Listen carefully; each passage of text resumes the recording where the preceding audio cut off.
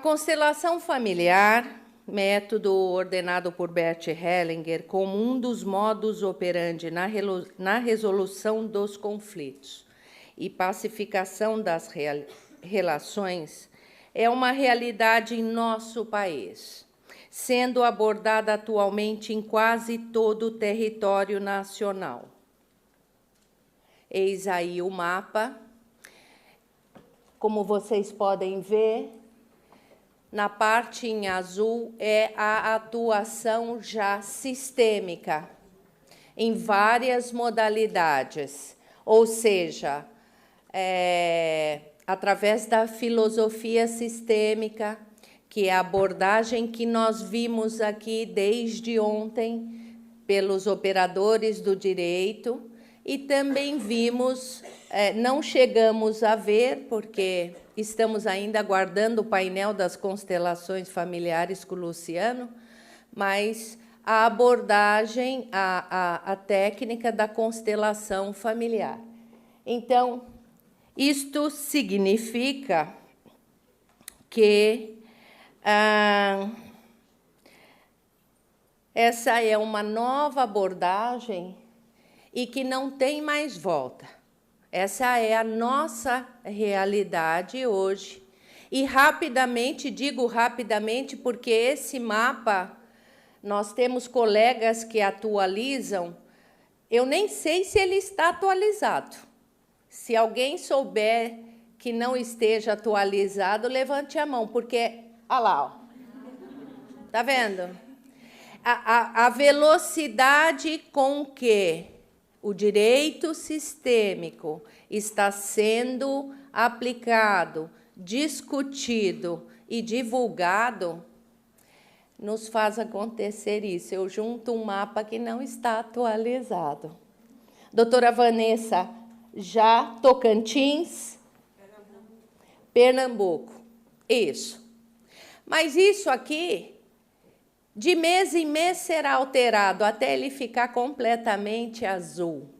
É assim. Então, não interessa muito, mas interessa a velocidade que ele segue na disseminação dessa nova prática, novo modus operandi.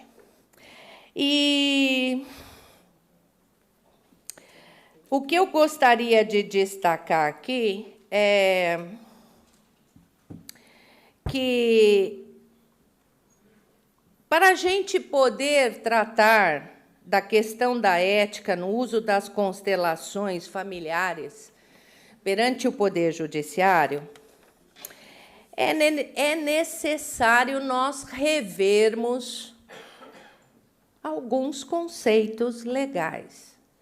Porque o direito sistêmico é algo que fascina, mas nós não podemos nos afastar da legislação, do qual estamos todos subordinados, tá?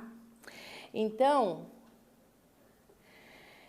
nesse sentido, eu começo com a maior das garantias que nós temos, pela nossa Carta Magna.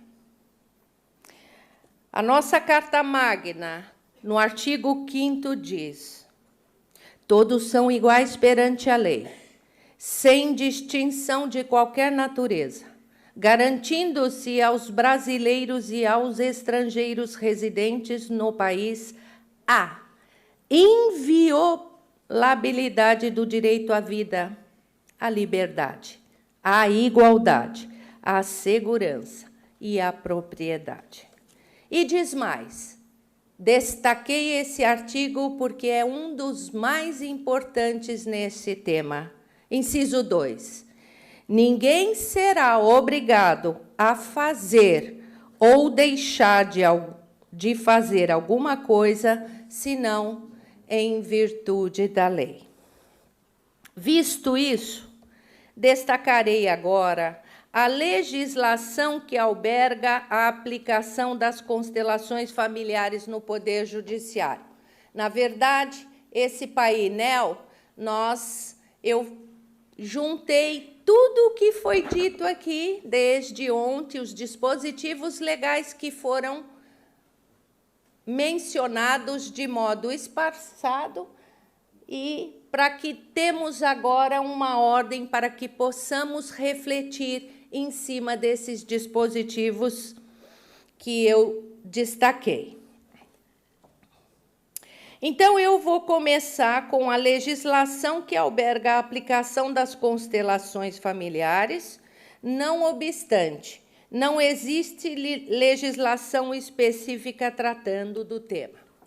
E começo pelo Conselho Nacional de Justiça no uso de suas atribuições e, considerando que o direito de acesso à justiça, previsto no artigo 5º, inciso 35 da Constituição Federal, além da vertente formal perante os órgãos judiciários, implica acesso à ordem jurídica justa e a soluções efetivas, considerando que, por isso, cabe ao Judiciário estabelecer política pública de tratamento adequado dos problemas jurídicos e dos conflitos de interesses que ocorrem em larga e crescente escala na sociedade, de forma a organizar, em âmbito nacional, não somente os serviços prestados nos processos judiciais,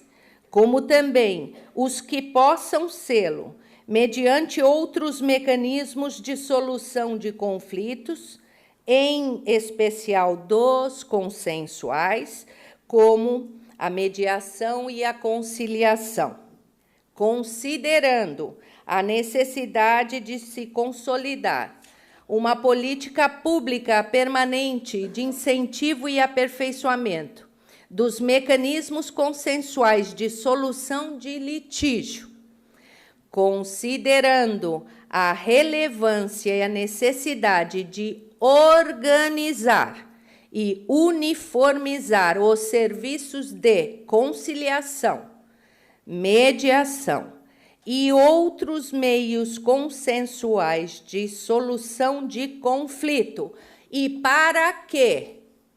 Para lhes evitar disparidades de orientação e práticas, bem como para assegurar a boa execução da política pública, respeitada as especificidades de cada segmento da justiça, é que, através da Resolução 125 de 2010 do Conselho Nacional de Justiça, artigo 1º, fica instituída a Política Judiciária Nacional de tratamento dos conflitos de interesses, tendentes a assegurar a todos o direito à solução dos conflitos por meios adequados à sua natureza e peculiaridade.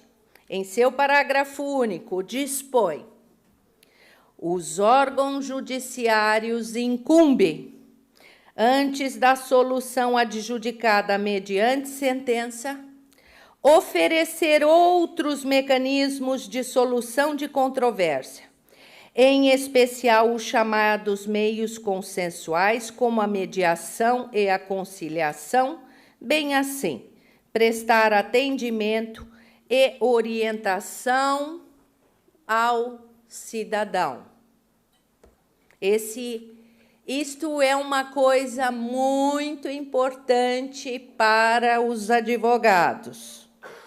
Incumbe ao Poder Judiciário, dentre outras coisas, vou repetir, prestar atendimento e orientação ao cidadão.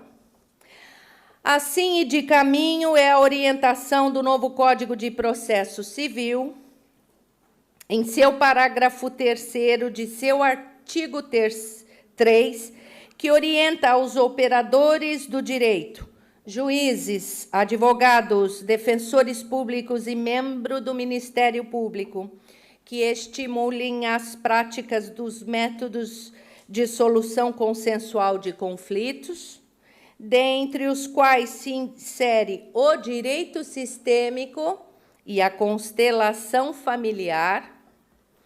Já o artigo 694 do mesmo diploma legal determina que nas varas de família deve o magistrado dispor de profissionais de outras áreas de conhecimento na resolução e pacificação dos conflitos. Eis aí a ordem legal. E acrescento ainda que, no mesmo sentido, temos a Lei 9.099 de 95, que dispõe sobre os juizados especiais cíveis e criminais que, igualmente, estimulam a conciliação e a transação. Da ética. Considerando que o advogado é indispensável à administração da justiça, devendo guardar atuação compatível com a elevada função social que exerce, velando pela observância dos preceitos éticos e morais no exercício de sua profissão, considerando que as mudanças na dinâmica social exigem a inovação na regulamentação das relações entre os indivíduos, especialmente na atuação do advogado em defesa dos direitos do cidadão, considerando a necessidade de modernização e atualização das práticas da advocacia, em consonância com a dinamicidade das transformações sociais e das novas exigências para a defesa efetiva do direito de seus constituintes e da ordem jurídica do Estado Democrático de Direito, o Conselho Federal, no uso de suas atribuições que lhe são conferidas, aprova e edita o novo Código de Ética Nacional, exortando os advogados brasileiros à sua fiel observância. Destaco a este título os seguintes dispositivos. Artigo 2.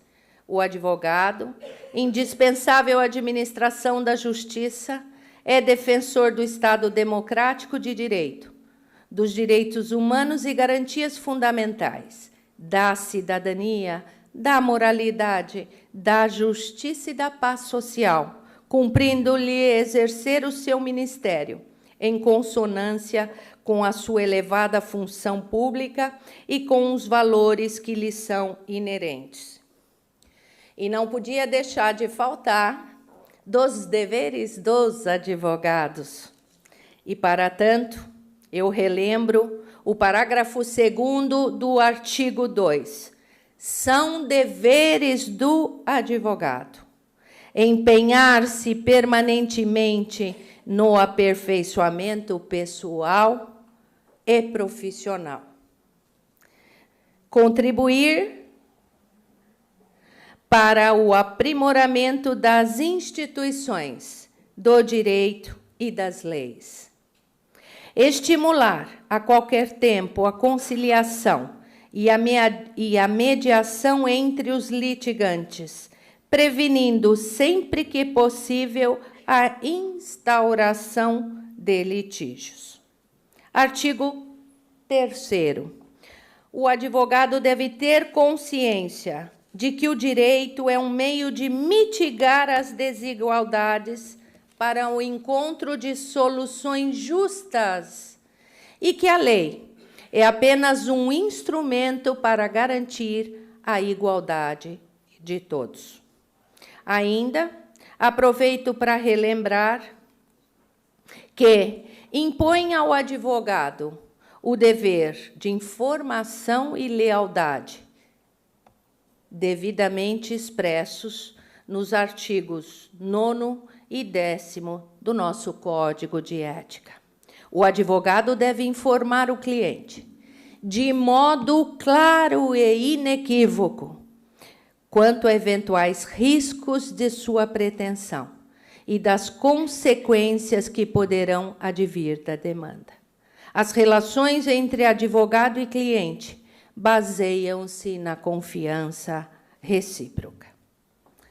Com relação à regulamentação da ética, o Conselho Nacional de Justiça, através da resolução de número 125, dispõe em seu artigo 6º, inciso 4º, que, para desenvolvimento desta rede, caberá ao Conselho Nacional de Justiça, inciso 4º, regulamentar em código de ética a atuação dos conciliadores, mediadores e demais facilitadores da solução consensual de controvérsias. Deste modo, a partir desta regulamentação do Conselho Nacional de Justiça, as modalidades de métodos de solução de controvérsias, cada qual em seu momento, passaram a compor o ordenamento jurídico brasileiro, pelo que, a título de analogia, indico os princípios legais que regem a mediação, conciliação e o uso da justiça restaurativa. Da mediação. Lei Federal 13.140 de 2015. Artigo 2º.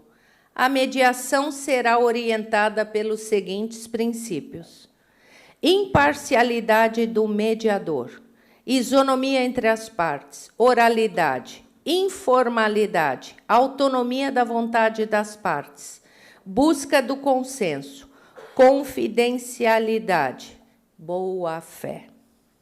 Artigo 3º.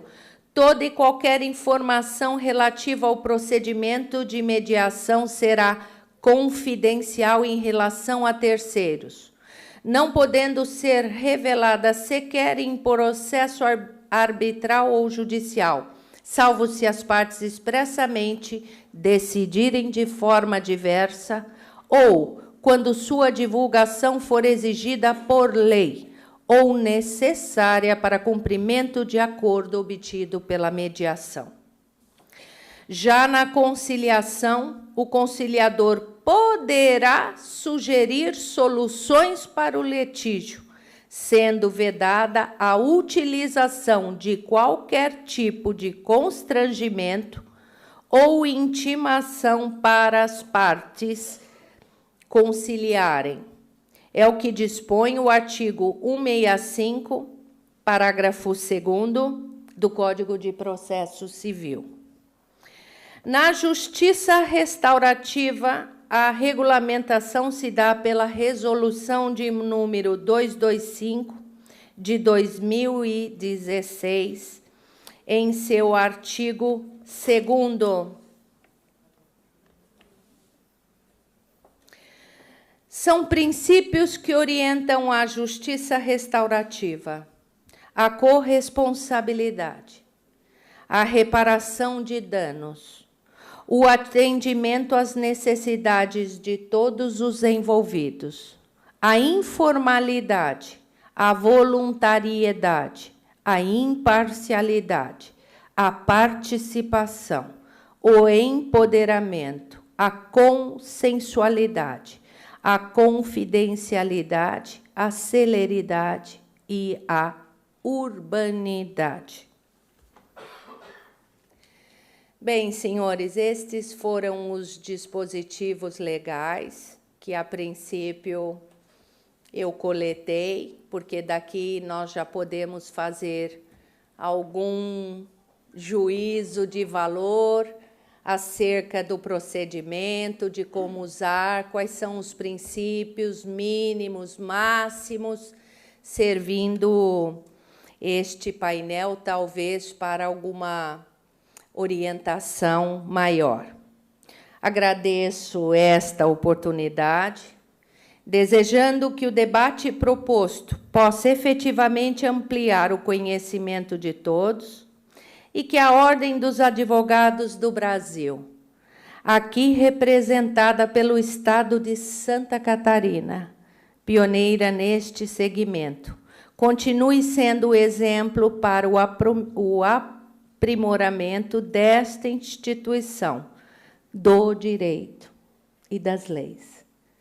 Obrigada. Convido agora a Eunice, querida Eunice, para conduzir os debates, fazendo a troca de lugares.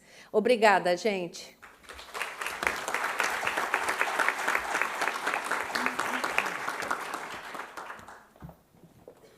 Vou ficar aqui, tá?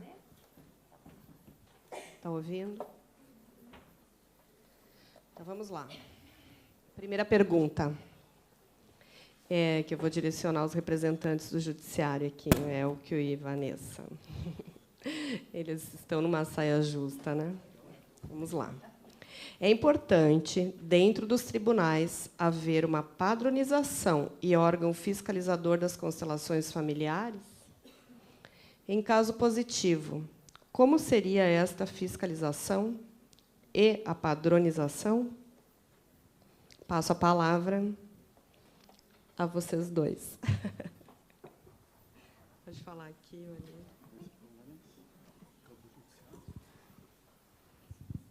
Obrigada pelo cavalheirismo. Mas, sim. Eu não me sinto confortável para dizer sim ou não. A constelação e a utilização da constelação e da própria filosofia sistêmica dentro do Poder Judiciário, ela vem sendo construída de forma orgânica e artesanal. E a gente só vai descobrindo quais são os desafios à medida que a gente vai avançando. Então, alguns equívocos podem ser cometidos, mas eles são imprescindíveis para o nosso amadurecimento, até que a gente chegue realmente numa melhor formatação. Em relação a essa fiscalização, eu nunca parei para pensar sobre isso, mas eu sinto que pode ser uma faca de dois gumes. Tanto pode ser algo bom para evitar abusos, como a má utilização das constelações, mediante a obrigatoriedade das partes de comparecerem, ou mediante a quebra do sigilo, ou mediante o uso das constelações como meio de prova. Então, esses deslizes devem ser realmente fiscalizados. Mas, por outro lado, essa fiscalização também pode engessar a utilização das constelações como importantes instrumentos para ampliar o nível de consciência das pessoas. Então, eu acho que só a nossa experiência no futuro vai nos trazer mais maturidade para poder responder essa questão com mais profundidade, mais segurança. Então, queria muito ouvir o Elcio a respeito, porque eu também estou curiosa a respeito disso. Bom, eu compreendo que a fiscalização, como qualquer outro ato, né, tanto do membro do Judiciário, quanto membro do Ministério Público, ou mesmo da Defensoria Pública, da OAB, a fiscalização é para tudo, né? Agora, a regulamentação é que eu acho que estamos numa fase embrionária ainda. E, por exemplo, a gente sabe a realidade do Brasil, a realidade das comarcas. Tem comarcas de vara única, que só tem um juiz, e olhe lá se tiver juiz, se tiver promotor, né? Então, as comarcas do entorno de Itajubá, eu acho que 50% delas estão desprovidas. Isso, e o que tem a ver com essa questão aqui? Que cada um de nós se vira como pode, com a estrutura que tem. Se tiver uma cadeira, se tiver uma mesa, é com isso que vai se virar. E, nesse contexto, acredito que a autorresponsabilidade, de novo, a autonomia de cada um de nós, é o que deve prevalecer, no seguinte sentido. Tudo aquilo que eu levo, tudo aquilo no qual passa pela minha atuação, Eu sou o responsável por isso. Então, a segunda parte da pergunta, a padronização. Eu não sei qual que é o contexto, qual que é a profundidade disso. Mas, por exemplo, qual seria a constelação, a técnica? Se é a estrutural, se é a familiar, né? Se é uma constelação estruturada, que é diferente também. Eu acredito que isso, realmente, neste momento, seria uma forma de contenção do próprio movimento sistêmico, que é fluido. Então, neste primeiro momento, eu acredito que é importante, como tudo, né? A autorresponsabilidade. Eu cuido no meu quintal. E se eu não o fizer bem, eu serei responsabilizado por isso. Não só pelo uso das constelações, mas como facilitador ou como facilitador do movimento da justiça restaurativa, do movimento sistêmico, tudo. Ou ainda, na minha atuação formal ali, o quadradinho, né, emitir os pareceres, ajuizar ações. Então, se eu fizer mal, eu serei responsabilizado e devo ser responsabilizado por isso. Então, eu acho que, por enquanto, é isso. Tem mais perguntas? Alguém mais da mesa quer se pronunciar? Pega aí, eu falei. Deixa eu só complementar. Então, em relação à questão da qual que é a técnica que deve prevalecer, daí a importância da nossa capacitação enquanto profissionais.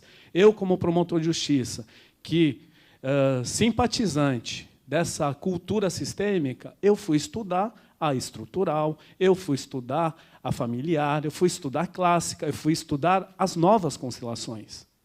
Então, é importante eu também saber o que tem à disposição. Ao contrário de saber de uma e falar, tem que ser assim. Porque eu tenho afinidade com uma ou outra técnica, né? Eu tenho... Então, assim, a autorresponsabilidade de falar assim, eu dou conta disso. Eu dou conta de ser apenas um promotor com postura sistêmica. Eu dou conta de levar a constelação até facilitar as constelações. Não é o meu caso, eu não facilito, né? Mas esse debate é rico por isso. Oi? Eu gostaria de falar. Pode falar aí. Aqui. Vamos ver se está funcionando. Está ligado, está ligado. Alô? Estão me ouvindo? Alô? Não está. Oi? Oi? Deu.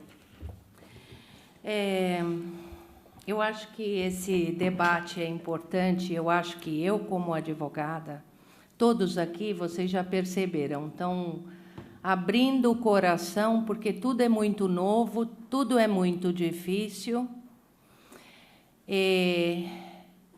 Nós, advogados, podemos também fazer a nossa construção, claro. E eu faço isso no meu escritório, no meu atendimento com os meus clientes. E quando eu vislumbro, porque são duas coisas distintas. Uma coisa é a abordagem da filosofia sistêmica, hellingeriana, que é aquela postura de mudança que vocês, desde ontem, estão ouvindo aqui falar, que é uma nova forma de relacionamento, né, do que a gente está acostumado a ver. E por que é uma forma diferente? Porque é de mim para vocês. Quando eu faço isso, eu ajudo, honro o meu sistema e o arredor se beneficia. Aliás, quero citar o exemplo de um amigo, achei lindo, um oficial de justiça, não estou vendo ele aqui agora. Ah lá, ele lá. Enquanto o Elquio falava, ele rapidinho, absorvendo as palavras do Elquio, disse: até eu mudei. Você sabe que o esquema de mandado ficou diferente? Só pela minha postura. Interessante, ele me disse. E eu disse, porque quando nós mudamos a nossa postura e mudamos eu, em relação a vocês, isso reverbera para frente, para trás e o entorno. Aí nós temos situações, nós temos conflitos que são mais profundos, porque a constelação, ela é fenomenológica e a fenomenologia mostra o que está oculto, mostra como é. E, às vezes, nós, atuando simplesmente em nosso escritório com essa postura, somos incapazes ainda de ajudar. E nos valemos, então, da constelação familiar. Muito bem, por que eu fiz essa pequena introdução? Para dizer o seguinte, que nós, advogados, atuamos em duas frentes. Uma em nosso escritório, e outro, agora vamos começar a enfrentar no Poder Judiciário essa nova abordagem. Né? E, em assim sendo, não está nas nossas mãos este controle, mas nós precisamos conhecer. Até porque temos obrigação de informar aos nossos clientes. Né? Nós vamos discutir aqui, tenho certeza, a forma de convocação,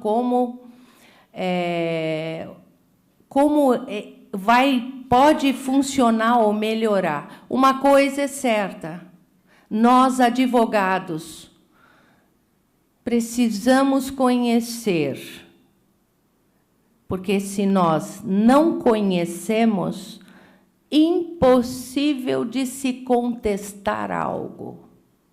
Se eu não conheço o procedimento, se eu não domino o procedimento, como eu vou orientar meu cliente? Como eu vou emitir um juízo de valor? Né? E é por isso que esse primeiro congresso nos alegrou muito, porque vocês vieram. Isto é um excelente sinal. Eu quero conhecer, eu preciso saber. E isto é nossa obrigação. É nossa obrigação. E juntos com os demais operadores do direito, formamos uma força para poder atuar nisso. Porque a técnica da constelação familiar, ela é bem diferenciada da mediação, conciliação, justiça restaurativa, porque nessas abordagens o que vale é o diálogo, né? O mediador, ele usa a abordagem verbal, o conciliador, justiça restaurativa. E a constelação familiar? Ela é fenomenológica. Ela simplesmente mostra. Como disse a Vanessa, muito bem colocado, a constelação familiar, ela apresenta para a parte, ela traz uma consciência. Ela, ao contrário de todas as outras abordagens que buscam achar a melhor solução para o conflito, a constelação familiar não traz isso. Ela não traz. É da essência dela. Ela entra e se retira. É como se fosse assim. A constelação familiar, você abre ela, olha, e ela pede licença e se retira. É um dos requisitos dela. E deixar o que foi aberto e o que foi mostrado para quem? Para a parte. E através dessa consciência, ela vai decidir ou não o que fazer com o que foi visto, o que foi mostrado. A gente sabe que produz um efeito incrível, e convido a todos para conhecerem esta técnica. Vocês só vão entender o que faz 2 dias que estamos falando aqui, se vocês forem sem nenhuma pretensão, sem esperar absolutamente nada, apenas vão assistir, vão participar. Tratando-se de fenomenologia, de física quântica, de campo morfogenético, isto só se entende através da participação. Aliás, esse sentir é o que leva a diferença de abordagem. Todas as abordagens, mediação, conciliação, justiça restaurativa e outros modos, é mental. A filosofia hellingeriana foi baseada exclusivamente em emoções. A observação de Bert Hellinger nas emoções, que ele denominou de dinâmicas do inconsciente, porque não são traduzidas, são apenas sentidas. Essa é a diferença. Este é o novo que faz 2 dias que a gente está ouvindo. É uma coisa completamente nova, completamente diferente. Ela é nova porque ela deixa de ser racional. E ela vai trabalhar com a emoção. A emoção que conecta e que nos dá o fluxo da vida, que é a força que nós precisamos para seguir. Então, senhores, aqui, honrando com esta casa, eu acho que a minha preocupação é sempre nós fomos programados para ter uma ordem. A filosofia hellingeriana é uma ordem também. Então, nós vamos vivenciar situações que, para mim, resta muito claro, não dependem de minha implementação. Depende da OAB sugerir, né? Implementar, nós já vimos hoje desde o começo do dia, os trabalhos que eles já vêm fazendo. Eles é que precisam encaminhar ao Conselho Nacional de Justiça, orientar os tipos de projetos que já vêm atuando com os efeitos que tem. Doutora Vanessa começou em 2016, perdi a conta de quantos projetos ela já, um atrás do outro. Não. Alô? Eunice? Comigo? Desculpa. Então, doutora Vanessa mencionou que em 2016 começou a trabalhar na vara dela, implementou um projeto, deu certo, ela viu que precisava de outro, deu.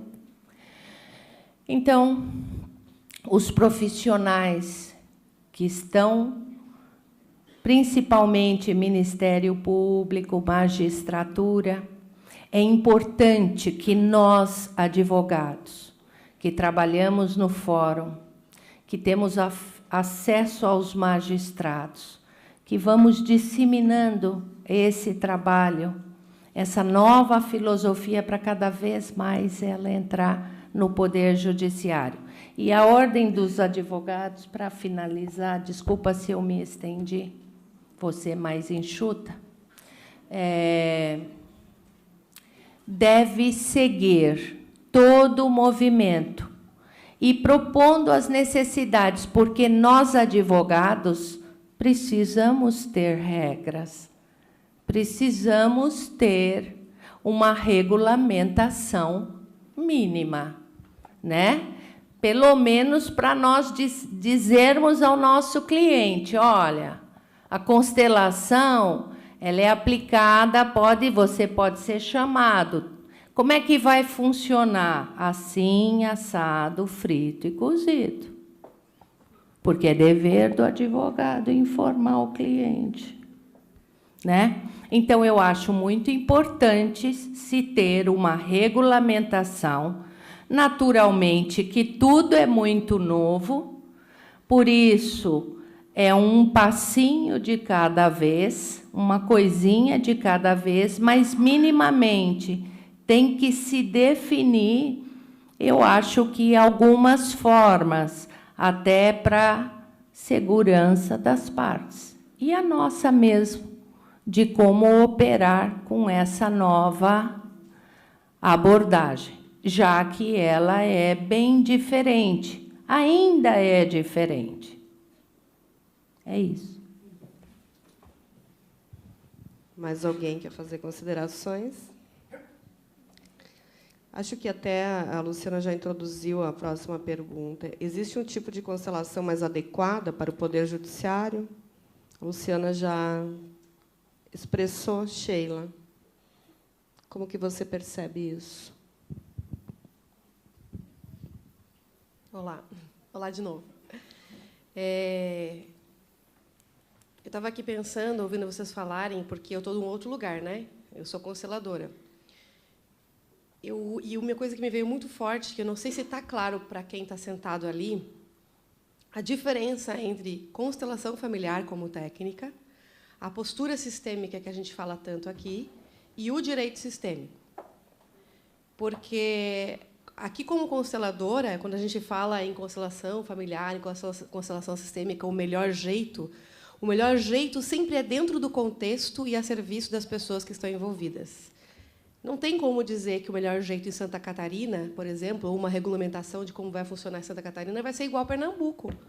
Até porque eu mesma, que trabalho em vários lugares do Brasil, a maneira de constelar... Aqui em Santa Catarina, quem vai comigo, às vezes, para Rio do Sul, a constelação em Rio do Sul é totalmente diferente da constelação de Florianópolis. As pessoas se apresentam diferente, o campo é diferente, as informações são outras. Em cada lugar que nós estamos, nós temos uma informação.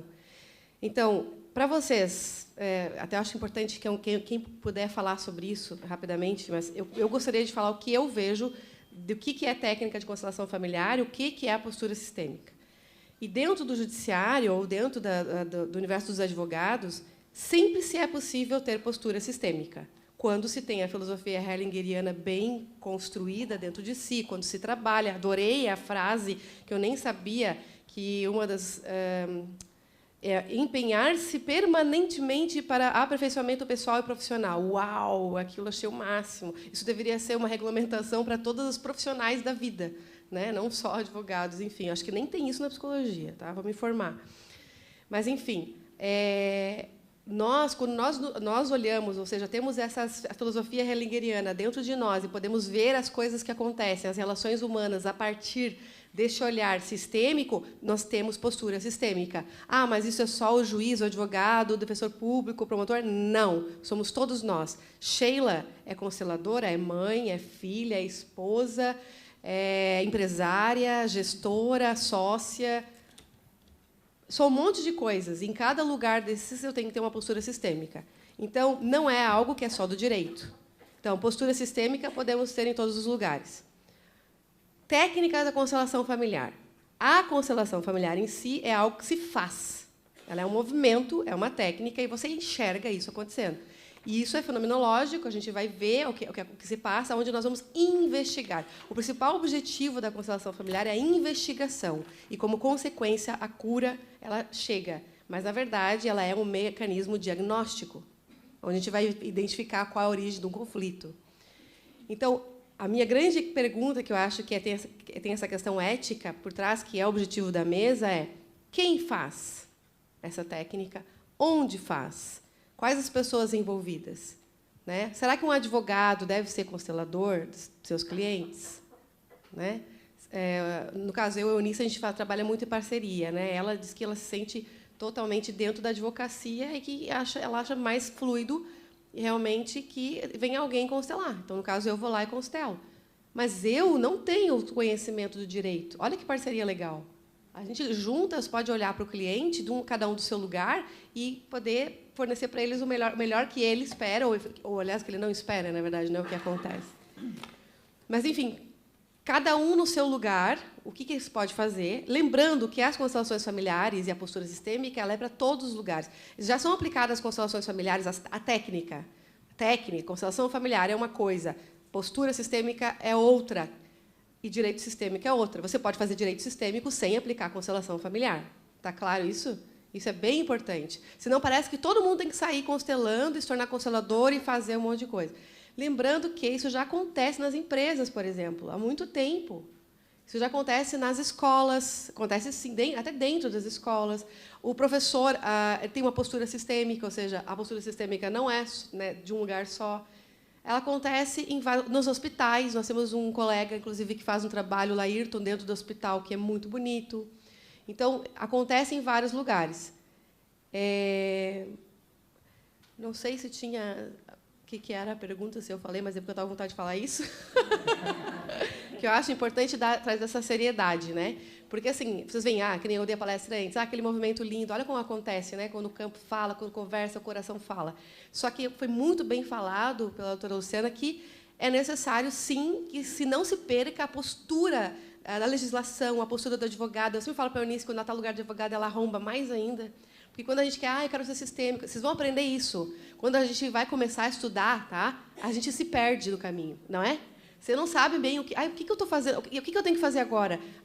Parece que a gente está sempre se construindo. Depois você senta e você simplesmente é sistêmico. Não tem como você trabalhar com tudo isso, direito sistêmico, sem ter essa postura dentro de si mesmo. Então, é sério. Tá? O Bert Hellinger ele fala muito assim que esse campo é sagrado. E o que é sagrado tem que ser olhado com muita seriedade. Então, não é qualquer coisa que se constela e não é qualquer pessoa que deve constelar, não. A gente fala assim, a constelação é para todos. Não é. Porque se você não tem um sim interno para constelar, você não vai poder olhar o que aparece. Você não vai conseguir olhar a responsabilidade, a sua responsabilidade sobre a situação. Isso é muito sério. Porque existe uma coisa que acontece em seguida de um mecanismo da constelação familiar, quando acontece a técnica. A pessoa se dá conta de algo. E, quando ela se dá conta de algo, ela percebe que tem que fazer algo diferente.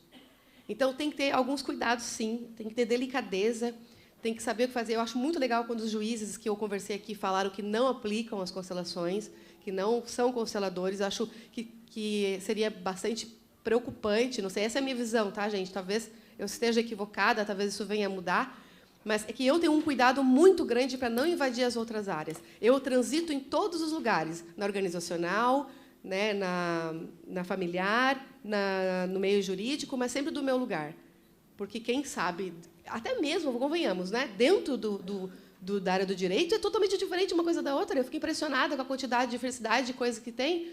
Para o advogado é uma coisa, para o defensor público é outra, para o juiz é outra, para o promotor é outra. Olha quantos diálogos existem.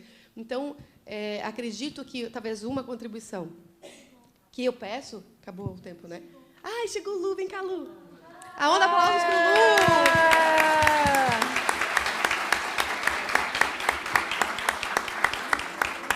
Lu. Uma coisa que eu acho muito... Vem aqui, sobe aqui, Lu. Esse é o Luciano Alves, que deveria estar aqui no meu lugar. Fica junto. Uma coisa que eu acho bem importante, eu acho que agora eu posso falar como pedindo ajuda para o corpo do direito, enfim, eu acho muito importante a gente ter... O que eu acho fundamental do direito é como vocês conseguiram traduzir isso em números, traduzir a eficácia das constelações e como é importante o registro. Então, assim, de tudo que se faz, por exemplo, a Vanessa faz todas aquelas oficinas que trabalham na casa de família, registro. A gente não pode ter só registro quantitativo. Nós precisamos, talvez, fazer uma aliança com a universidade, até mesmo com a psicologia, porque a psicologia está pedindo isso, para poder registrar e trazer isso de uma maneira científica, ter um olhar empírico e científico, fazer grupo de estudo, trazer isso para dentro da universidade para a gente poder embasar melhor. E isso vai ajudar muito a que essa técnica possa ser ainda mais respeitada. Então, acredito que começou dentro do direito dessa forma, e isso pode continuar em parceria com as universidades. Fica aqui a minha... E não só do direito com psicologia, porque vocês já estão acontecendo, então alguém pode entrar lá e fazer esse trabalho. E a outra coisa, a última, que eu queria falar, é o que eu achei fantástico, essa história dos casais. Me tocou profundamente, porque eu adoro esse tema, meus alunos sabem. Meu marido está ali. Que é assim, ações preventivas. Ações preventivas. Temos que pensar em ações preventivas. Isso é fundamental. Só complementando o que a Sheila falou, essa questão de trabalho em parceria. Essa cultura de paz, cultura do amor, demanda justamente isso. Não é uma jornada individual, é uma jornada de tribo. Então, a gente tem que andar em conjunto. A Valéria trouxe uma frase muito interessante. Tem uma outra que a gente também invocou naquele seminário que ela preparou enquanto minha estagiária. Se você quiser ir rápido, vá sozinho. Mas, se quiser ir mais longe, vá acompanhado. Então, esse diálogo com outras instituições igualmente preocupadas com a propagação da cultura da paz é imprescindível. Faculdade de Psicologia. Lá na Casa da Família, a gente acabou de fazer um convênio com a Faculdade de Psicologia, que vai começar com essa pesquisa qualitativa. Por quê? O próprio NUPEMEC, que é responsável pela propagação da cultura de paz no âmbito do Tribunal de Justiça de São Paulo, ele pediu já essas pesquisas antes de pensar em qualquer regulamentação. Então, é necessário que a gente faça esse levantamento, não só do aspecto quantitativo, ou seja, quanto isso representou de acordo, porque esse não é o nosso propósito. Nosso propósito não é acabar com os processos, não é evitar trabalho para o juiz, porque nós sempre teremos trabalho. O nosso propósito é, ainda que aquela constelação não redunde futuramente num acordo, que tenha redundado pelo menos na ampliação de consciência das pessoas, o nosso ganho já foi tremendo. Então, esse é o nosso objetivo, essa qualidade. Então, como usar os conflitos para transformar qualitativamente vidas, dando essa oportunidade para que eles, bem administrados, bem geridos, possam ampliar o nível de consciência das pessoas. Então, o objetivo dessa pesquisa é justamente essa pesquisa qualitativa, saber como que houve essa interferência na vida das pessoas, qual foi o resultado disso. Então, já é um caminho que está sendo percorrido. Obrigada, doutora Vanessa. Então, chegando perguntas aqui. Bem-vindo, Luciano. Para quem não o conhece, eu vou identificá-lo. Na verdade, o Luciano teve problema de voo e, por isso, chegou só neste momento. Não estava previsto esse atraso, mas tudo é sistêmico. Ele é neuropsicólogo, empreendedor, CEO do Instituto Luciano Alves, Master Coach Trainer, trainer em constelação familiar sistêmica e organizacional, trainer em coaching sistêmico, business life, palestrante e trainer internacional, psicoterapeuta sistêmico e familiar, atua com direito sistêmico, escritório de advocacia e realiza palestras em OABs de todo o Brasil. Então, agora ele está devidamente apresentado e vamos continuar, porque nós temos um prazo. Eu creio que tem algumas perguntas que talvez já tenham sido respondidas. Por exemplo, o magistrado pode constelar um caso que esteja sob seus cuidados, o advogado, o mediador, conciliador? De certa forma, já foi respondido, né? Qual é a sua opinião, doutora Vanessa? Essa mesma discussão começou quando houve o implemento da mediação há muitos anos. O juiz ele pode fazer mediação. E eu me lembro que, na época, se trouxe uma experiência do Canadá, que lá no Canadá alguns juízes eles são mediadores. Só que os juízes que fazem mediação não são os mesmos juízes que julgam aquele caso na hipótese da mediação não ter redundado num acordo. Então, eles tomam esse cuidado, porque se o juiz, naquele espaço qualificado pelo sigilo, até pensando na boa-fé, as pessoas foram convidadas para falarem sobre aquilo que está no interior da sua alma, como que elas vão expor aquilo para alguém que vai poder usar aquilo contra elas. Então, a gente não está permitindo realmente uma abertura para que elas se conectem com a sua essência e sejam verdadeiras. Se elas souberem que elas serão julgadas por aquilo que elas estão falando, elas não vão aderir efetivamente de corpo e alma àquele procedimento. Então, como aconteceu com a mediação, eu sinto que o mesmo deve acontecer em relação à constelação. Eu não só não sou consteladora, como não participo da constelação das partes e sequer fico sabendo o que aconteceu na constelação delas.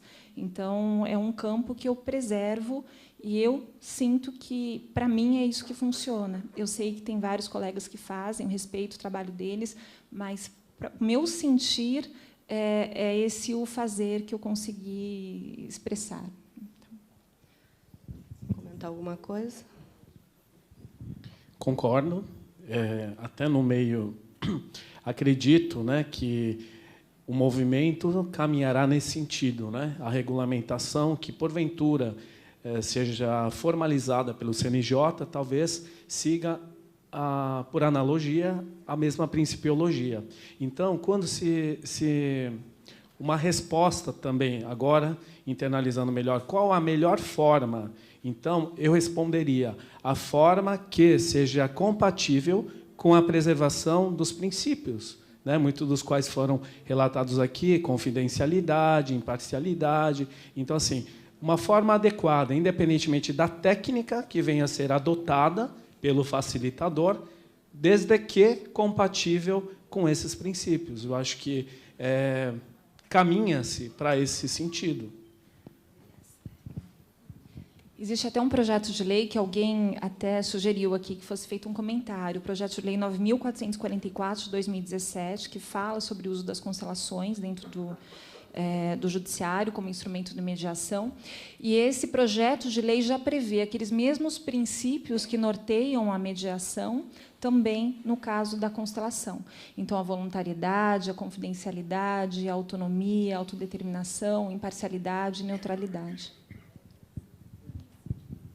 Olá. Eu queria fazer uma colocação para vocês. Em Joinville, onde eu atuo, por exemplo, o judiciário não tem ainda não chegou esse movimento de forma publicizada, organizada, com estrutura. Então, em 2016, quando eu comecei a estudar esse assunto, sendo muito sincera com vocês, a minha postura é: quando é que vai ser? Por que o judiciário não faz isso? Uma postura de cobrança e de espera. Mas não é o judiciário que tem que fazer? E, então, no primeiro módulo da pós, o Sam me falou uma coisa que me tocou profundamente, que essa postura, e o quanto que essa postura de cobrança, de espera, de aguardar vir um movimento do judiciário, isso pode ser algo nosso também, de não se envolver com aquilo, porque eu estou esperando do judiciário o grande pai, o grande provedor. E ele falou uma coisa muito interessante: cada um no seu lugar. Quando a Sheila esclarece a diferença direito sistêmico, constelação familiar e postura sistêmica, a gente sabe que as constelações são muito maiores, e o Sam explica que o direito sistêmico nasceu das constelações, mas com elas não se confundem. E justamente por isso, ficar também... Eu queria só fazer essa reflexão aqui com vocês, porque é um pouco da minha experiência. E foi tão bom ter essa experiência, foi tão libertador, porque eu entro no fórum, não quero mais nada. Não quero mais nada, e, de repente, eu acho que vai acontecer alguma coisa, mas também não estou esperando nada. Agora, do meu lugar, enquanto defensora pública, o que eu posso ir fazendo nesse movimento? E aí eu olho para a Valéria agora, que nós fomos apresentados pela Vanessa. E a gente conversou, quando a gente se conheceu, a gente passou o dia inteiro conversando, e a gente sonhou, né? Naquele dia, sonhou alto. E a criação da Comissão de Direito Sistêmico em Joinville é o começo da realização desse sonho, porque, mesmo o judiciário ainda não tendo implementado, e ainda que não implemente nacionalmente, eu acho que sim, enquanto advogado, enquanto defensor público, enquanto membro do Ministério Público, porque o Ministério Público também é parte em algumas questões, né, não funciona somente como fiscal da lei, a gente pode fazer a nossa parte do nosso lugar com plena autorresponsabilidade. Então, eu já estou sonhando assim, a gente se unir, não tem que ficar esperando, exigindo o judiciário. Eu vejo um peso muito grande que se coloca no judiciário. Então, eu gostaria de compartilhar isso com vocês.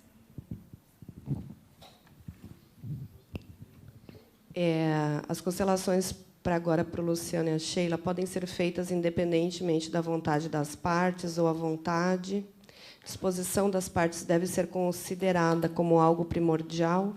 Aí também já emendo a pergunta, né, se como que deve ser o meio adequado de chamar as partes para participarem de uma constelação, por convite, intimação, convocação, que daí seriam para a Vanessa, né? E, enfim, nessa ordem, vocês podem responder, por gentileza. Luciano. Oi, boa tarde, tudo bem? Ah, linda. Então, eu peguei o bonde andando, mas as perguntas estão surgindo e estão sendo colocadas em evidência.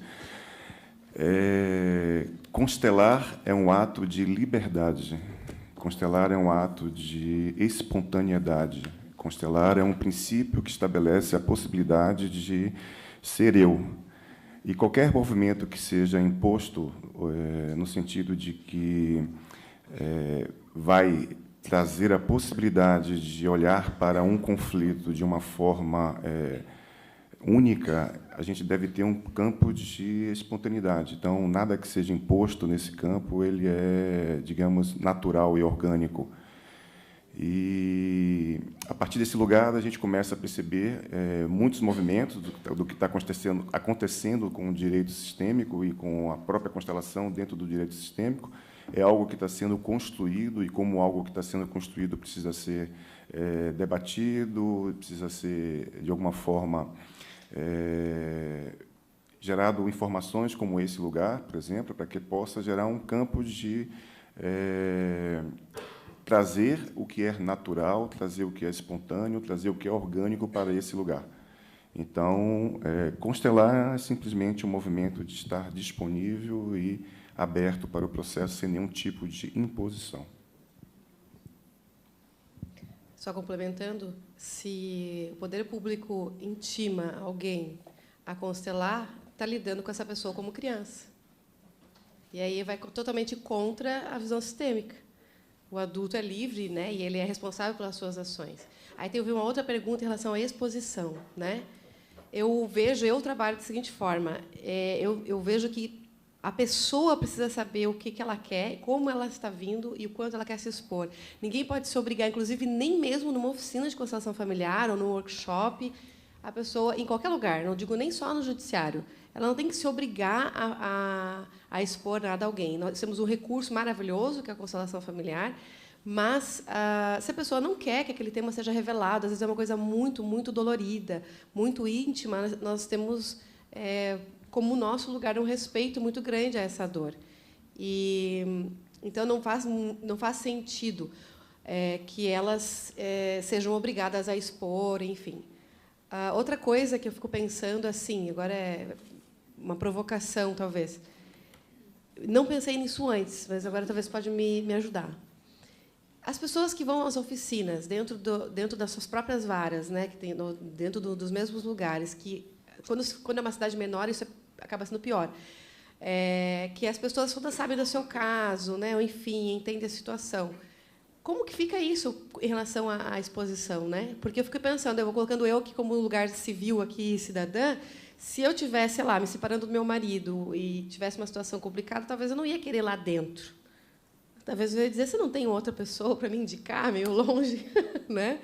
É muito comum isso. Tem gente que vem de outras cidades constelar comigo aqui porque não quer se expor lá. E o contrário, tem gente que sai de Florianópolis e vai para outras cidades que vê onde eu vou. Eu estou indo lá constelar porque não quero me expor. Isso já acontece naturalmente, independente da área do direito. Então, fica uma pergunta, né?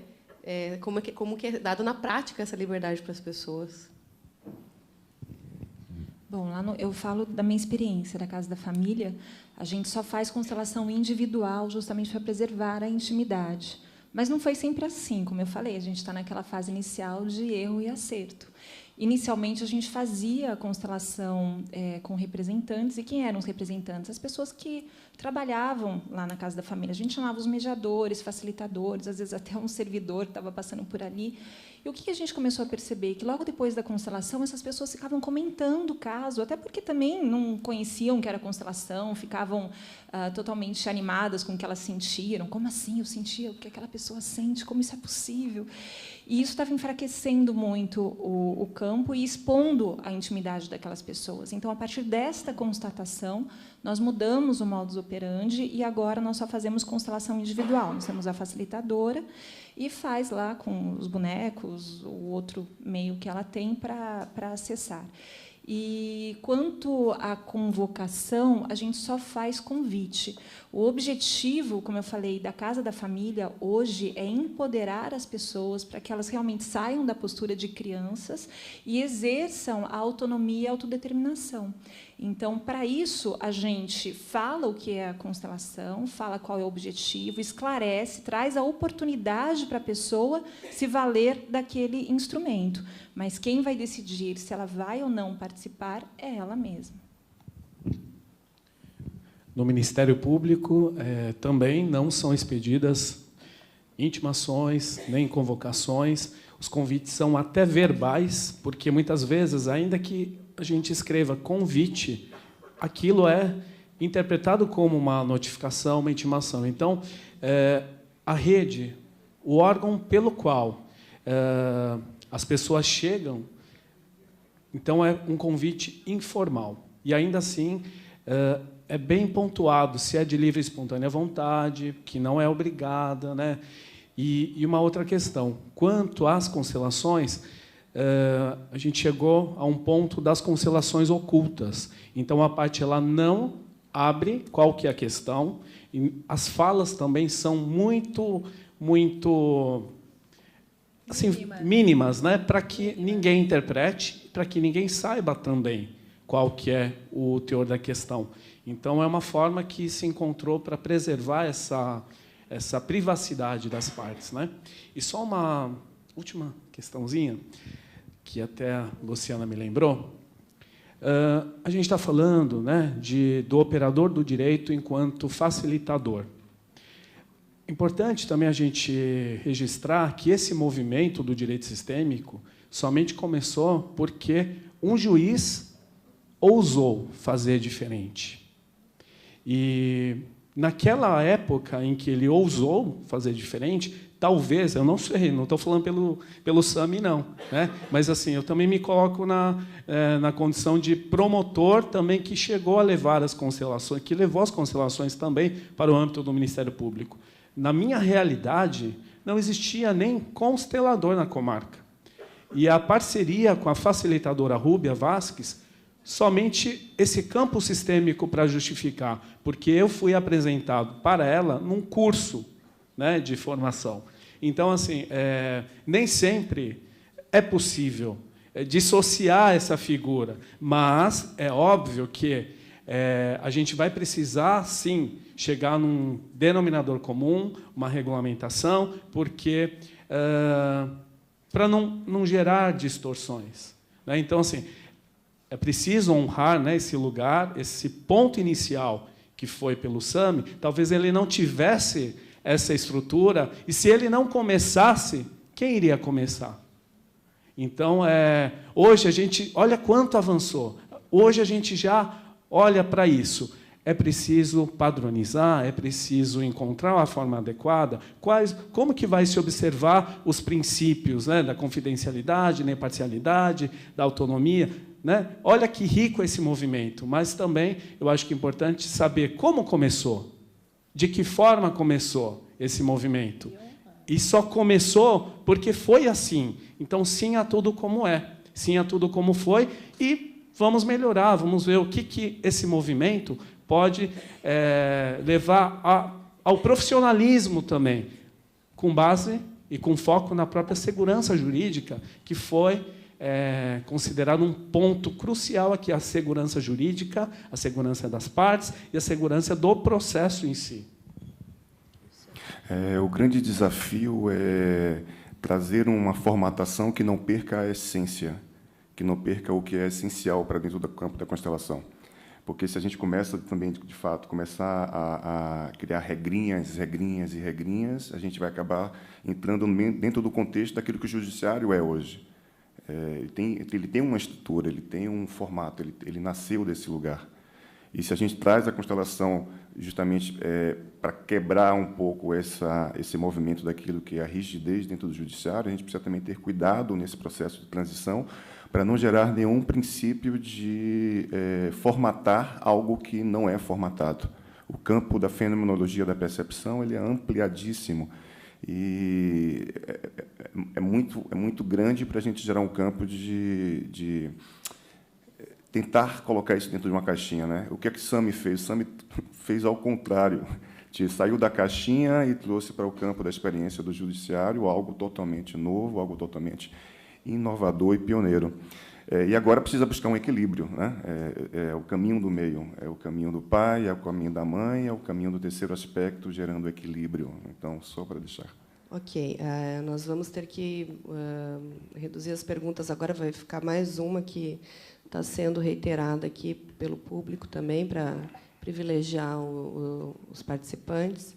E os demais, eu vou pedir que quem não identificou com o e-mail aqui a sua pergunta, por gentileza, entregue para a Larissa o seu e-mail para que possa ser respondido, tá bom? A gente está aqui num movimento de realmente provocar todos, né, e refletirmos, é um diálogo, então nós não vamos conseguir chegar a conclusões, porém acho que são esclarecimentos. Então eu vou dirigir aqui para a doutora Luciana. Como advogado com uma postura sistêmica pode, eticamente, conduzir um processo litigioso onde o advogado da outra parte não dá abertura ao diálogo e mantém uma postura inflexível a acordos.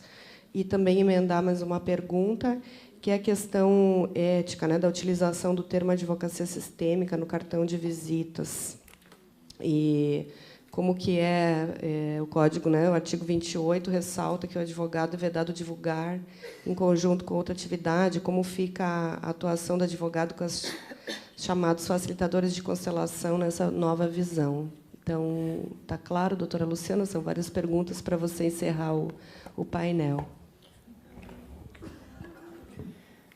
Você vai me lembrando aí se eu esquecer de alguma. Eu vou começar pela denominação no cartão, como se apresenta. É isso? Posso começar? Bom, eu tenho visto muitas pessoas que, a partir do estudo das constelações familiares, filosofia hellingeriana, têm se apresentado como advogada sistêmica, por exemplo. Né, advogada sistêmica, advocacia sistêmica, né?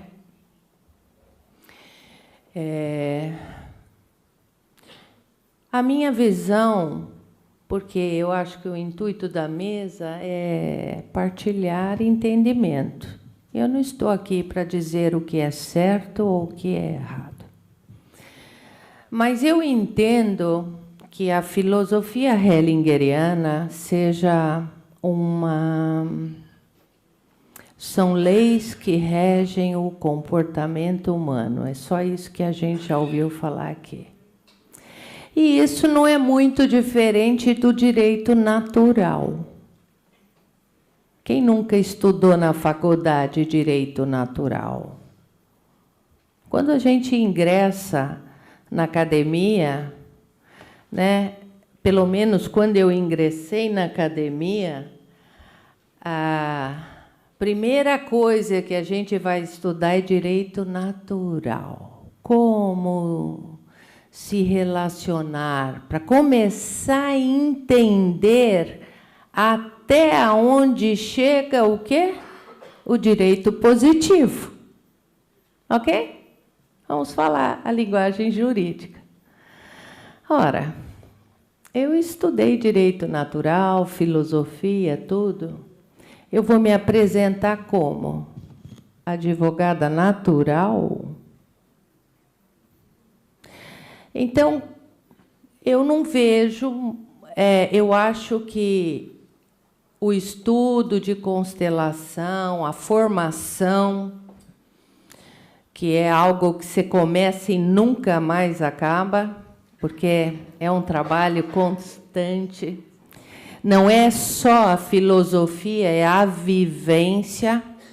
Naturalmente que vai chegar um tempo que vamos nos tornar especialistas. Sim, né? Como foi visto no currículo de todos, aqui dito. Então, assim, primeiramente, eu acho que o uso é inadequado. Segundo, eu acho até que ele esbarra no nosso código de ética, onde ele proíbe uma propaganda, um modo diferenciado de você apresentar o seu trabalho, né? Então, quando alguém nos procura, ele procura nosso currículo. Normalmente está, hoje em dia tem vários meios onde a pessoa pode se informar acerca da nossa especialidade, né? O bom mesmo, e eu digo para todo mundo, é a indicação. Né? Eu tenho até dificuldade de falar dessa coisa de cartão, porque eu nunca fiz cartão. Só quando eu me formei, fiz 50. Nunca mais fiz. Agora a turma anda me pedindo, porque essa história de a gente divulgar filosofia sistêmica. Porque o bom advogado, ele não precisa fazer a propaganda dele, ao contrário, quem faz são os nossos clientes. Vai ali nela que ela é boa, vai ali que ela resolve. Então, eu acho que nós nos colocamos assim, não por uma frase, por um nome, nós nos colocamos assim, vai lá que ela é bacana, ela resolve, ela cuida da gente, ela é preocupada, ela é estudiosa, né? E para encerrar essa questão do nome, realmente eu fico muito desconfortável, advogada sistêmica. E eu acho até que esbarra no Código de Ética. Com relação a como é que eu atendo um cliente... Parte, quando outro advogado é litigante, está num processo litigioso e você não consegue compor um acordo, ele não é aberto a isso, como que é essa pergunta? Quando, não obstante os meus esforços, a parte contrária tem uma postura radical. É isso? Né? Então, isso faz parte. E a gente tem que respeitar. Eu disse no começo, essa filosofia é diferente. Não é o que vem de você para mim, é o que vem de mim para você, é o que vai de mim para você. Agora, uma coisa eu digo, invariavelmente somos surpreendidos com uma mudança radical no processo. Porque a gente já se comporta diferente. E se comporta em que sentido? Primeiro, quando a gente recebe o cliente, né? Então, nós vamos ver onde nós estamos, onde o cliente está. Porque, muitas vezes, o início do conflito é do cliente que nos procura. Não é da parte contrária. É do cliente que nos procura. Eu vou dar um exemplo para vocês. Eu atendi uma moça semana passada. Ela queria ingressar com uma ação de alimento contra os avós paternos. Aí a gente vai e começa a trabalhar, vamos ver de onde vem, para onde vai, tudo. O conflito era dela. ela que queria entrar e não tinha visto ainda onde tudo isso ia chegar. Então, olha, se é isso aqui, pode acontecer isso, o dever de informar. Pode fazer? Claro, mas tem isso, essas consequências. E depois, no final, ela verificou que ela ia cometer o maior equívoco pelas circunstâncias do caso, né? Então, o que acontece? É como cada um trabalha. Isso é, antes de tudo, uma filosofia de vida, gente. É uma mudança de vida. Aliás, eu disse para o meu querido amigo, Dr. Elcio, a filosofia hellingeriana é de utilidade pública, porque ela muda completamente tudo. A partir do momento que a gente muda o nosso comportamento, nossa postura, gente, parece que tem um colchão invisível, vai fazendo assim, vai ressoando e vai abrindo. E contamina todo mundo. E você vê a mudança. Todos aqui, e mais os que ontem passaram aqui, lindamente expondo os